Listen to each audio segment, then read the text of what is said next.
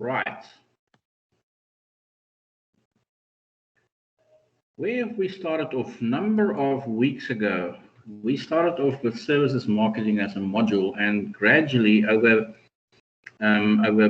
time, over the last 11 weeks, basically, we've unbundled the whole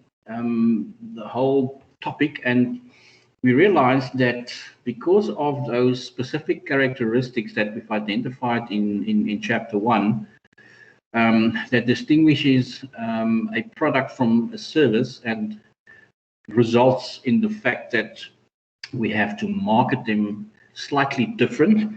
The fact that the tangibility, inseparability, the heterogeneity, all those characteristics made services very difficult to market, and we cannot just limit our marketing efforts to the traditional marketing communications methods, advertising, public direct sales, like we used to with products, because there's additional 3 Ps in the marketing mix. We have to, and that's what we've been focusing on for the last number of weeks, specifically people, the processes, as well as the physical evidence. Now, we've done people. We did the employees separately to the customers. We identified that both of them in combination actually have to, because of the inseparability or inseparable characteristic of a service, both influence and play a very important role in the service delivery process.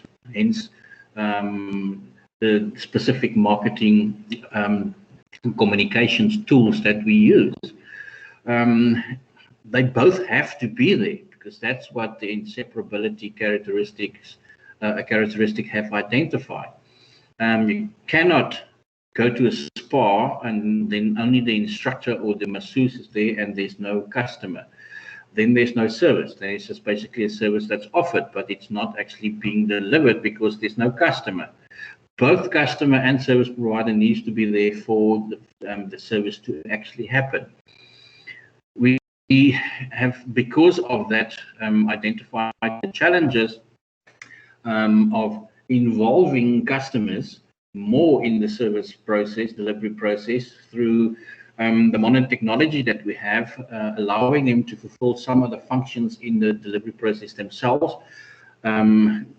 Technology has resulted in a lot of self-help options, although it wasn't just limited to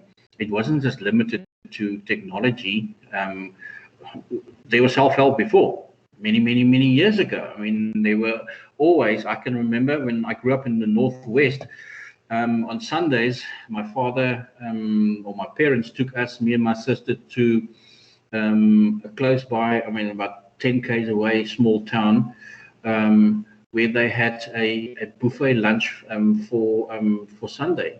That was the Sunday lunch. We still have those buffets regularly offered by many restaurants. That's self-service.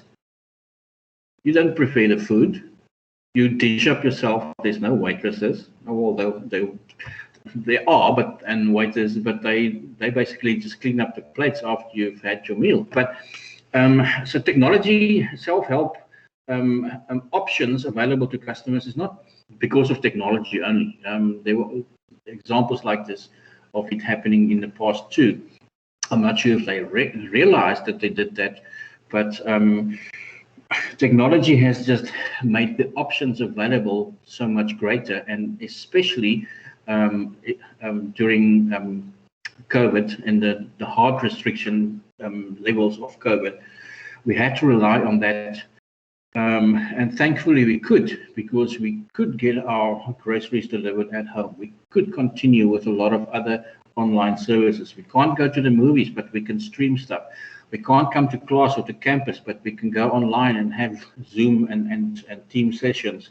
And we can continue to a certain extent with a different way of life. But yes, technology has been great in that regard.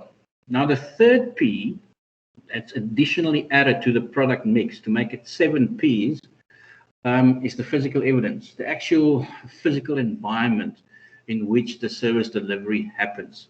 And we are going to, in chapter 10, specifically look at how important the physical environment is in the service delivery process. We know that many services have a tangible component. I've just given you examples. Restaurants and hotels, they are hybrids because they offer tangible products like the food and the drinks that they have on their menu, but they serve you, they prepare the food for you, and you can just experience it, but you have to be there to obviously to experience it. And the environment in which that happens is so important in the final evaluation that the customer is going to make about a particular service provider. When they sit down and they have to rate their experience, they do that. They do an evaluation based on, very often, the physical environment, because that often is the first impression they get of a service provider. I can remember many years ago, I think it was even before my wife and I had a family, we went out to a place for the first time in Hermanus. We were there for the weekend, and we heard a lot about this particular restaurant, and we decided to go because it's quite affordable and apparently a very nice experience. And I have to admit, driving there, because it was in the old harbour area, which is usually sort of has a kind of a rustic industrial feel to it, which we don't mind, because I mean that is quite nice. But I just at some point, because it was the first time going there, I thought, oh my goodness, I hope, and you have that perception in your mind of what to expect, and have to admit, when you actually see the place and you walk through their doors, it is it's 5-star quality. It's almost as if I did not really expect that. So very often that first impression that you have breaks down the perception and your attitude, which is formed based on your lack of knowledge. Me not knowing where that place was, only had an address to follow, but until you got there and actually sat down, you realize, wow. And immediately, because of the physical environment, as we entered through the front door, and the decor, the music that was playing, the friendliness of the staff, immediately, all of those things combined to set the right mood. And I think that's indicative of how important your physical environment is to ensure that the service delivery process starts off very well for both service provider and customer. As usual, I'm not going to go through all the learning outcomes. I think it's quite clear. It's there, it's available, you can read it. But it's more important for us to focus on the content of the chapter itself, and how the physical evidence, the buildings, the equipment that is used, the location of the venue, the layout of the venue, the sounds, the colors, everything in combination can add value to the customer experience, and it's important that we realize how much value it can add. Now, your physical evidence is also in the industry referred to as the SERVICESCAPE. Now, the SERVICESCAPE, we'll see later on, is a model that was designed by Mr. Bittner and Booms to evaluate the importance of the physical environment, or evaluate the importance that the physical environment have on the customer experience. SERVICESCAPE needs to be seen as seen in context of the service delivery.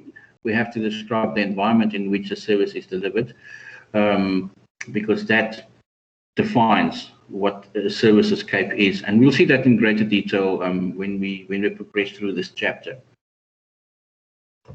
Obviously, the environment itself is often not something tangible. The location itself is not tangible, but it all contributes to your experience. But often the way in which the communication happens, not just to the customer, also to the employees of the service provider, adds to how effective people representing the service provider, how effective and efficient they deliver the service, which just adds to the all-over experience that customers expect to have, and then will hopefully get. On the screen, you'll find a description again of SERVICESCAPE, which is the environment in which the service is assembled and in which the seller, the service provider, and customer interact, combined with tangible commodities that facilitate performance or communication of the service. That's a direct quote from Booms and Bittner, who basically were the designers of the SERVICESCAPE model, or SERVICESCAPE model. The images I have on the bottom of the screen is not from my own experience, but I can't remember where the photographs is that I took, because that was the last time I was in London. We didn't have cell phones yet, so it's not stored somewhere on a cell phone or a SIM card.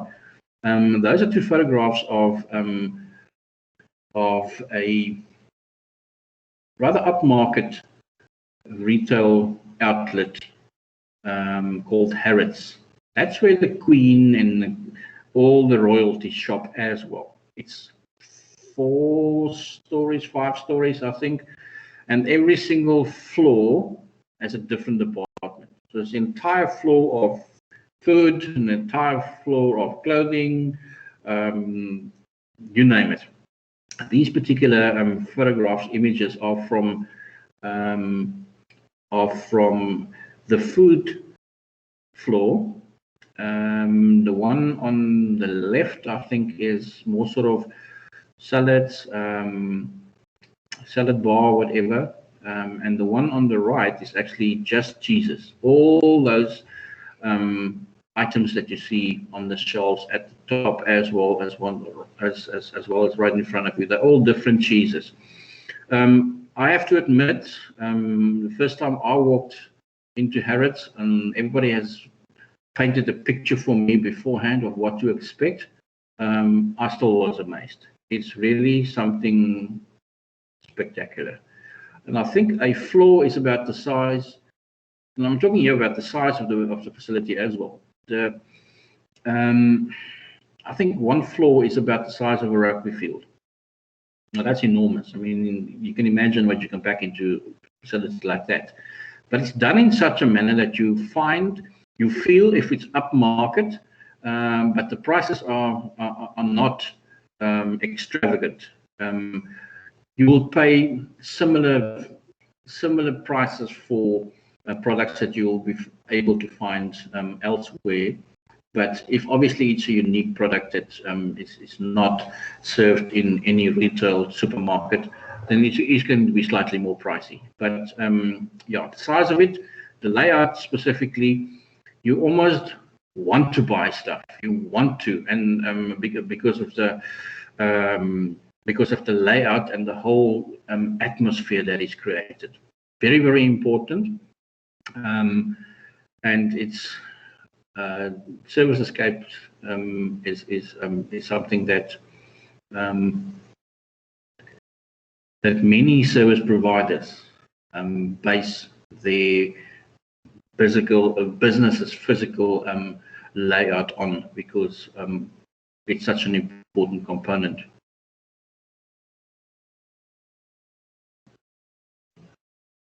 It's visual. Because it's visual, you can see it. Before you even taste the food, you see the food, and it looks nice. So immediately, that your sense of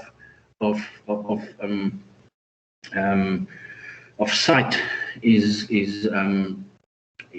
stimulated before you even tried something.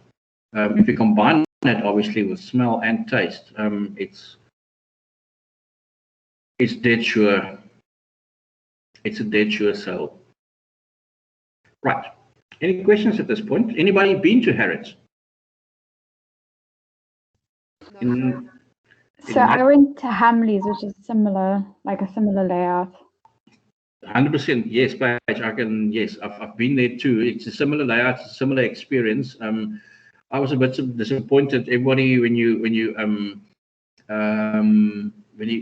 you expect a similar experience at Macy's in America, it's exactly the opposite. That's just a very big retail store. It's just it feels as if it's just a very, very big Foschini or very big Eggers or very big Due South or whatever. You don't get that same experience that you get from a visit to these places.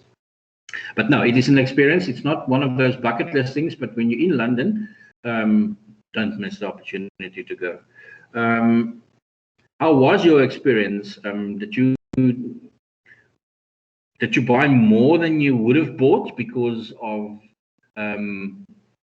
how you've experienced it, or did you go with something particular in mind and didn't really bother and wasn't going to be lured into that as a result of the environment?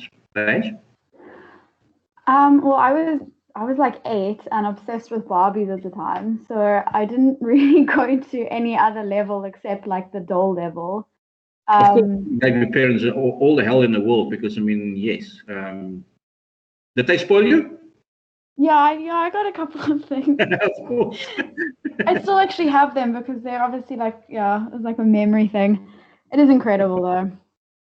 Yeah, so I walked into the obviously when the first time I went to New York, both my sons, the one was just starting school and the other one was sort of halfway through primary school. They were in that Lego phase, like most families or a lot of families go through. So I'm not sure what was more impressive when I returned, the Lego that was probably only going to be available in South Africa 6 months later, or the photographs that I took of the Lego store in Times Square, because it's, yeah, my jaw dropped. I mean, even if you're not into Lego, just visiting the Lego store in Times Square is an experience in itself. It's I can just imagine, and I think I'm very thankful that my kids are beyond that stage and at the point of earning their own bucks and buying their own toys. But no, it is an experience, and it is great examples of how important the physical environment is to the total experience that you want to create, or an environment that you want to create to enhance the experience that the customer have when they visit your store. A wide variety of cues is available directly and indirectly, and they are linked to the service delivery of the physical evidence component. The appearance of the building, without a doubt. My visit to the restaurant in the Old Harbour district of Hermanus, appearance from a distance and traveling there, not great. Inside, amazing. Staff uniforms.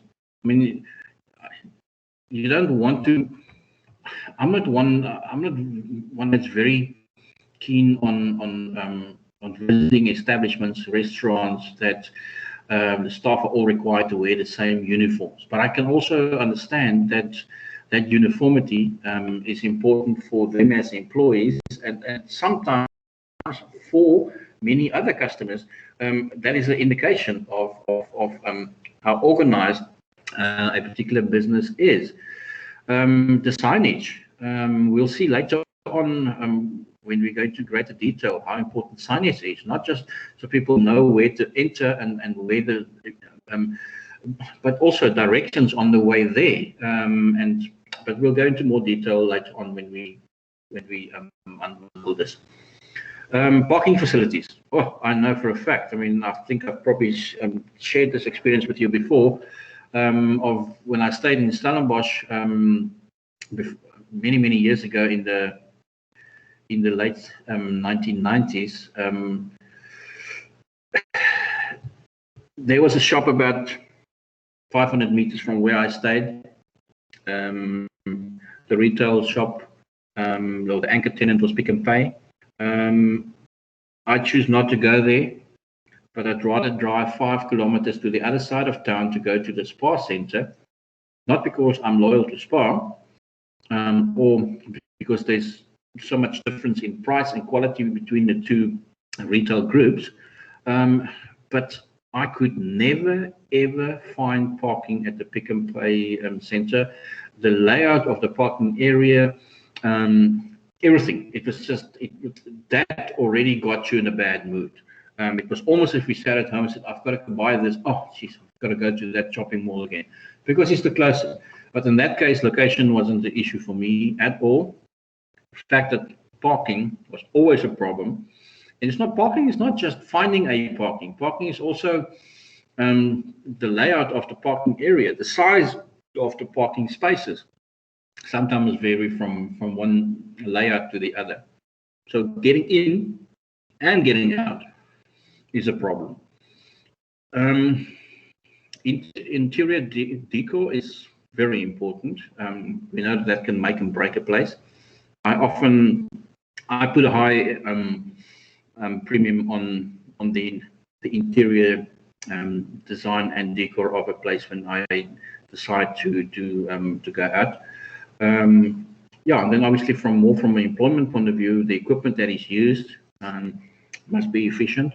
You're not going to go to the hairdresser and then every 5 minutes while they're busy cutting your hair, they have to change equipment because the batteries of this one wasn't charged or the electrical connection doesn't work. The equipment used adds to the all-over experience. Therefore, investing in better quality equipment will definitely benefit you performing your service better.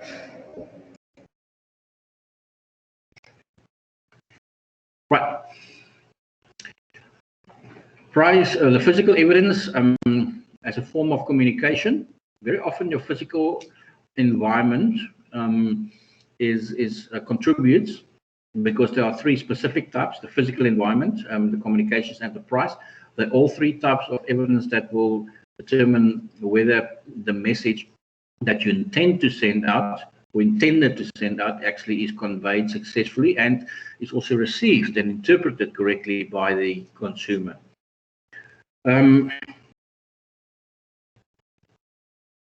The customer is very much influenced by what they see, what they hear, what they feel, and what they smell. Using all their senses is so important in the entire service delivery process. As it says there in the text, that is how the environment talks to the customer. And I know that all of us have experienced that, and all of us have had good and bad experiences in that regard. Now, the physical environment itself, brilliant images of a specific game lodge in the Eastern Cape. We will pay 9,000 Rand per person per night.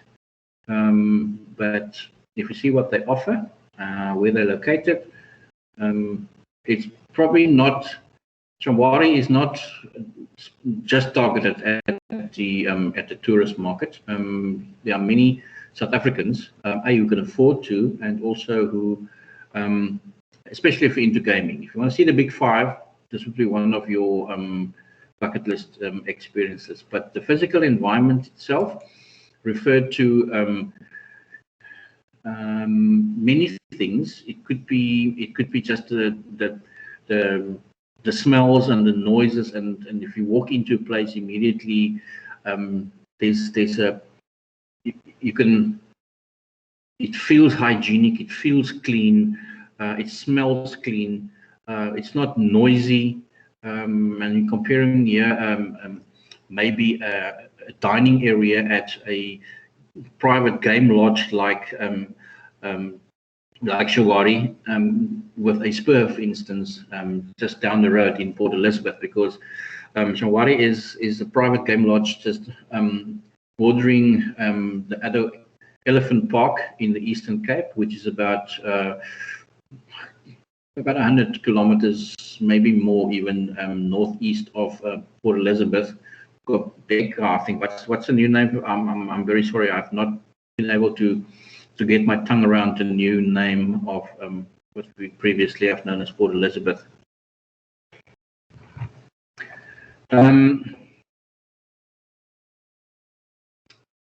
Design factors that impact on what the physical environment offers you. The architecture used very often is a specific theme in places like this. A combination of the materials that you use. Not too many people, I think, expect when they visit a private game lodge like this, where they have the opportunity to see the big five, would probably expect a modern design with modern colors. They're looking at more African theme as a using African materials, African colors to add to the experience. That's what you kind of expect when you go to a game lodge. Yes, there are modern day amenities like spa baths and these kind of things, and jacuzzis, whatever. But that's not what sets the tone when you walk into a place like that. Exactly opposite when you're going downtown Manhattan in New York City, then you expect sort of a more modern or postmodern even architectural design and layout and colors and materials used. The social factors are equally important. Here we specifically refer to how the employee of a service provider interact with the customers, how they behave, how they appear. I mean, I know there are some institutions, some businesses who expect you to be clean shaven every day if you're male, provide certain codes to staff members when it comes to the wearing of jewelry. They keep it to the minimum, probably only maybe a watch or something, maybe earrings in the case of female employees. I know that one of the places I worked in London, in their restaurant area, they prohibited any of the waiters, any of the staff to wear bracelets or what else? Because I mean, these are the things that can fall off your neck. Necklaces, for instance, can fall off your neck, or bracelets can come loose from your arm and end up in one of the customer's plates, for instance. So that they sort of limited your jewelry to maybe for the females, studs in the ears, and watches, and only watches for male employees. Again, it's different from one environment to the other, and we can understand that sometimes it can affect the functionality of the job that you have to perform, and as a result of that, there must be these kind of codes and restrictions and guidelines. But very often, I have to admit, I think we expect when we go to these hotels and restaurants and airports, hairdressers, to the doctor. I mean, I would hate to go to a doctor that when you walk in, he's too casual in an attempt to make you feel comfortable. You're at the doctor because you're not feeling well. Yes, he must make you feel comfortable, but I'm more comfortable in the advice that he gives me and how he conducts the diagnosis of what's wrong with me, because I don't want to feel the way I feel. So those things all contribute to putting you at ease. But if he, for instance, is puffing on a pipe when I walk in, that doesn't suit that particular profession and service provider. I mean, it's gonna make me frown, and as a result of that, maybe incorrectly evaluate him or judge him before he even touched me or started with this procedure. There are certain things that just don't go well together. But yes, similarly with going to into a hospital. I mean, I'd expect people to wear masks, and I don't know that your feet and the floors of those areas, the soles of your feet is probably the greatest carrier of germs in your body, because you walk on them all the time and you're on different surfaces throughout the day. You can just imagine what they collect. And that's why we wear shoes, or at least some kind of foot gear when we go to the malls, and not walk around bare feet like it appears in some areas have become a trend now. But anyway, very important to me, and I think especially nowadays to most service providers, is the attention to your appearance and hygiene. And I think what we've experienced with that pandemic has highlighted that again, how important it is, without going overboard. But it is very important. One of the physical factors that can make and break a specific service experience. How can your physical environment and physical evidence be used as a form of communication? It is a form of communication because the physical environment, through the signals and the signs, for instance, that we see on the two images that I have on the screen of the Springbok or the SA rugby team's team bus, for instance, that's the Springboks going there. They're providing you with good advertisements. Woolies, for instance, we know that most of these delivery vehicles carry messages advertising like that one, shop online, as it says in the top right corner. They give you that one specifically is from down under in Australia, that image. It gives you the website to go to. Very often your pick and pay trucks and these delivery trucks carry advertisements on the latest specials. They use it cleverly, and you might as well, because it's there and it's going to have to take the products from A to B, or from the warehouse to the retail outlet. You might as well use that. How we advertise, the information that we receive from our service providers via the internet, for instance, that your physical environment can be used and should be used effectively to enhance the experience.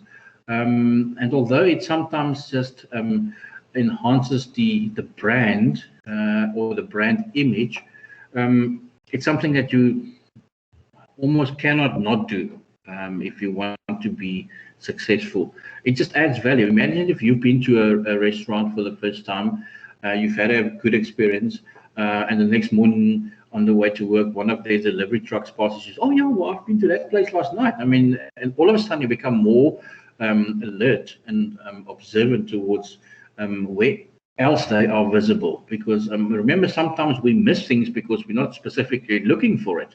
But once you are looking for it, then it pops up everywhere. I can remember a couple of years ago, I was seriously thinking of trading my vehicle and buying a different vehicle. And all of a sudden, almost as everywhere I see, and I went online and I shopped around. There was a few vehicles that I have in mind, and it was almost as if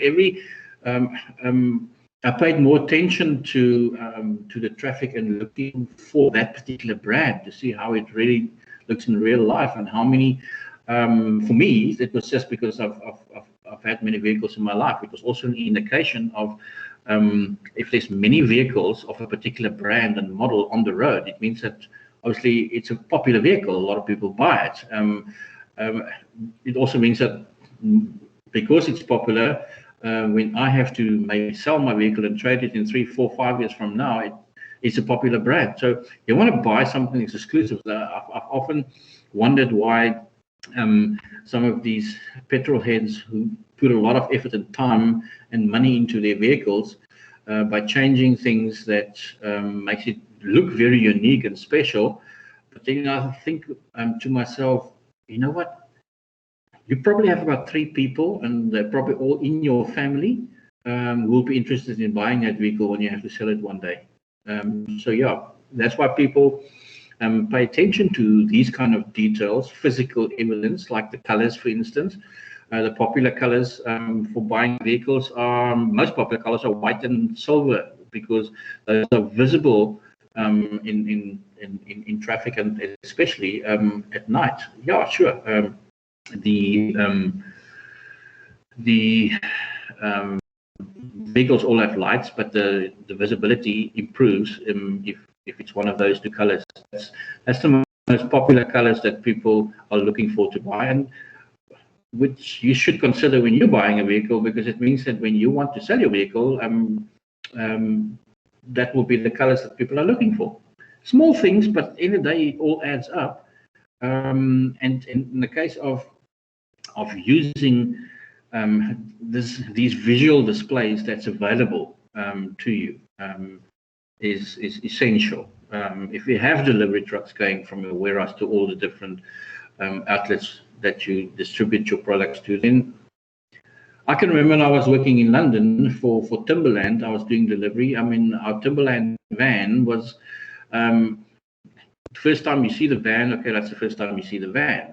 After about 2 or 3 weeks traveling and delivering things between the airport and the warehouse and the different retail outlets, I mean, I was like a tourist in London, but I also, after 2 weeks, knew London better from actually the delivery job that I did at that stage than most people who've lived there for many years.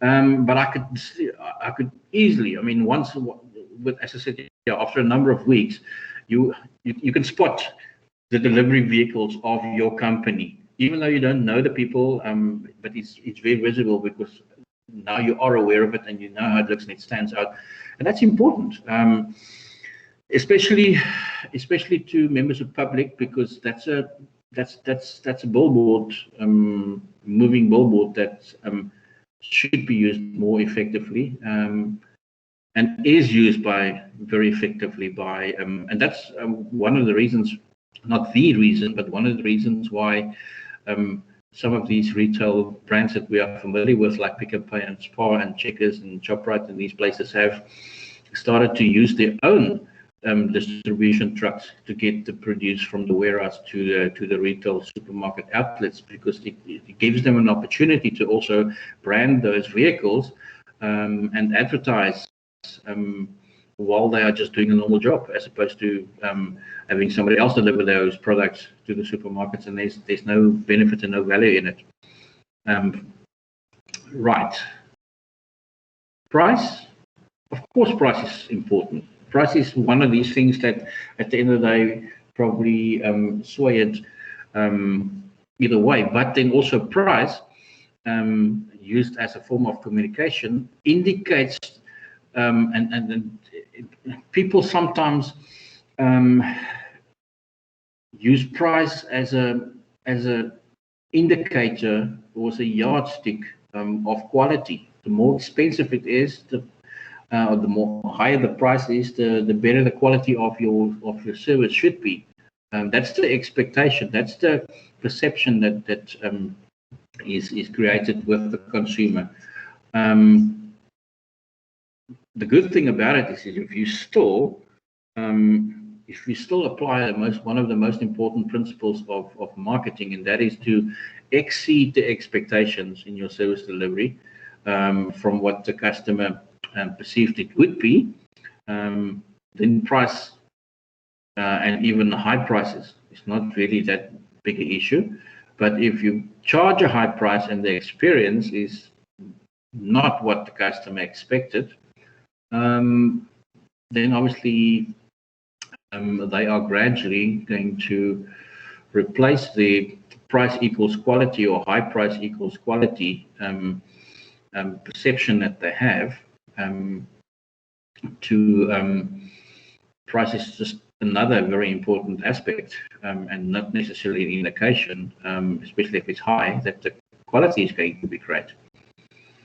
The images on the screen again is from Bari, as I said, just outside of Port Elizabeth.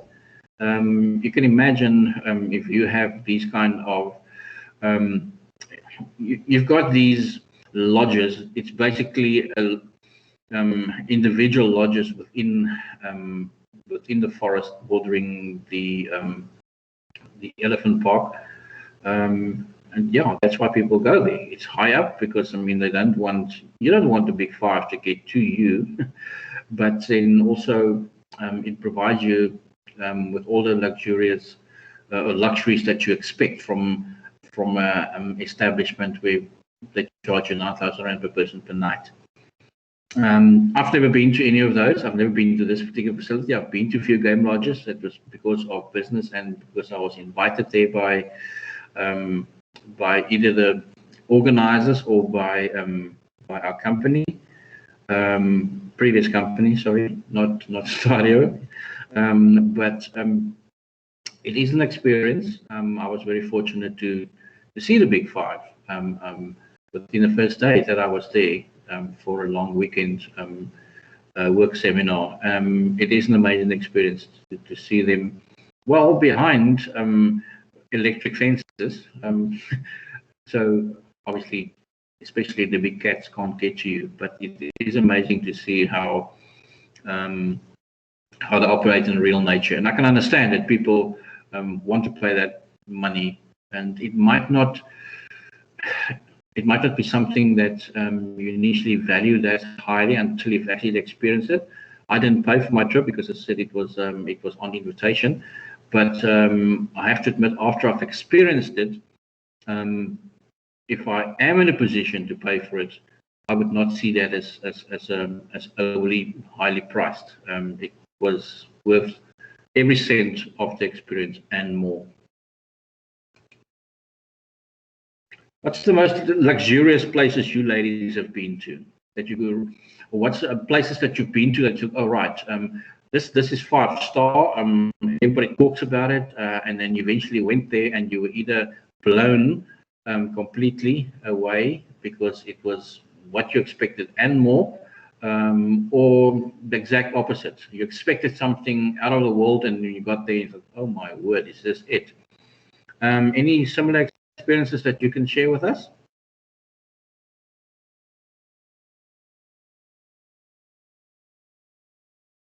You don't treat yourself to luxuries. We haven't been on any. I mean, probably at the stages that you are in your life, it's probably mostly been family experiences or outings.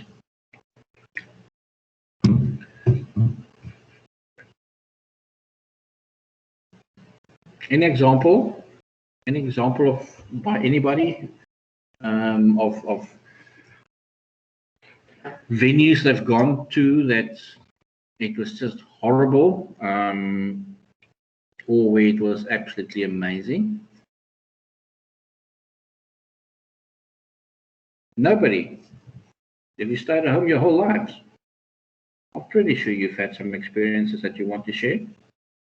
Or maybe you've had some experiences but you don't want to share it. I can understand that too.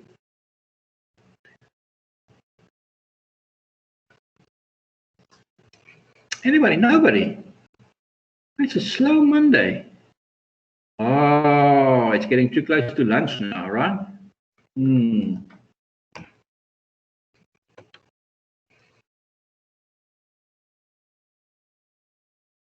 Right. Because we have a slow Monday, I'd much rather not, because the framework for understanding SERVICESCAPE is the next section of the work that we're going to delve into. I don't want to get too much. I don't want to start this and then we have to sort of start from scratch again tomorrow. This is for me. Yeah, this is sort of halfway through the chapter. And it's not detached from the rest of the chapter, but I'm reluctant to start. I'm reluctant to start a new section here because I'd much rather start it afresh tomorrow. I'm pretty sure that very few of any of you will have a problem with that. By the way, I've actually bumped just before the class started. I've bumped into the Stadio lecturer who is responsible to moderate your tests, and they indicated to me that they're busy and it will be done very shortly. So I'm convinced that I'll be able to provide you with feedback on your moderated results for your formal test. For this week, I think I have planned another class test, which I think should again be available from, I think it's Thursday this week. Which you prefer? I want to obviously consider your timetables, and I do not have first-hand experience or glance at your timetable. When we have classes Monday, Tuesdays, and Wednesdays, I'm not going to set the class test, or I have set the class test, but I can change the dates.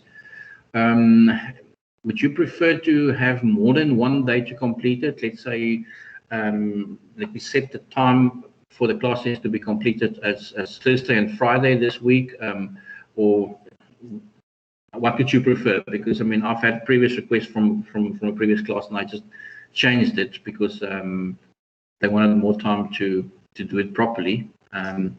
It helps me as well because it's a big group. So, you okay with it for being open for an entire day, or would you prefer to have it open for 2 days? 2 days would be nice, sir. Okay. I will set it for, what's today is the 10th. I'll set it for the 12th and the 13th of this week, Thursday and Friday. So it's available for 48 hours for you to complete the test. You still can't interrupt the test once you've started. I mean, you've got to do it, but it just gives you more options to plan, or more time to plan what time would suit you best to do it. But before we finished, or during our last session this week, I will brief you exactly on what to expect in the class test, and just post an announcement anyway, but make sure that you are exactly 100% clear on which chapters the class test will be based on. Any questions, anybody at this stage? All good? Yes, thank you, sir. Okay, so tomorrow we'll delve into SERVICESCAPE. We'll look at the model itself that Mr. Booms and Bittner has designed for us, and then also go into the framework that was developed as a result by Zeitmol and to people who in the marketing industry have done a great deal. But anyway, thank you. Thanks for today's session. And thanks for those who have joined for the session. Enjoy the rest of your day. You're more than welcome to ask me any questions or mail me. If not, then we'll call it this day. I'll upload the recording. I've uploaded, I think, almost all, if not everything, already, all the recordings so far this year, onto Canvas, and I'll update this one this afternoon when I'm done with my last class. But if you have no questions, then yeah, thanks. We call it a day, and we chat again tomorrow, fourth period. It's usually a challenging one because that's around lunch. But get your snacks beforehand. I'm not feeling great. I'm actually going to the doctor this afternoon because I've just had some flu symptoms for a couple of days, and I know I just need a bit of sleep and some medicine, and that's what they will give you anyway. So but I'll be ready for the sessions tomorrow. Don't worry about that. If nobody has any questions, then we sign off until tomorrow. Thank you, sir. No problem at all. Thanks, Maria. Groot plezier. Bye, sir. Keep well. Bye, sir. Stay safe.